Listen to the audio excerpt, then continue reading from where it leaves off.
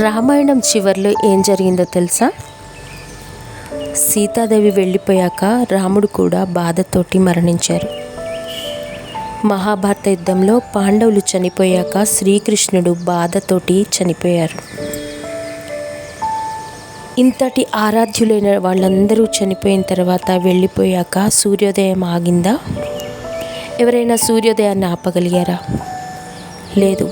సూర్యోదయం జరుగుతూనే ఉంది, సూర్యాస్తమయము జరుగుతూనే ఉంది. కానీ వాళ్ళు వెళ్ళిపోయిన తర్వాత అందరూ వాళ్ళ గురించి కథలుగా చెప్పుకున్నారు. రాముడు, సీతాదేవి, పాండవులు, శ్రీకృష్ణుడి గురించి కథలుగా చెప్పుకున్నారు.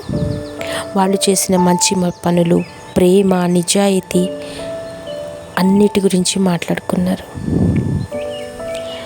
అలాగే ఈరోజు ఎవరైనా పోయినా ఎవరు వాళ్ళ గురించి ఆలోచించట్లేదు. మన గురించి ఆలోచించాలి అంటే మనం కూడా కథలుగా చెప్పుకునేలాగా మన ప్రేమని, మన నిజాయితీని చెప్పుకునేలాగా మనం కూడా కథలు మిగిలించాలి.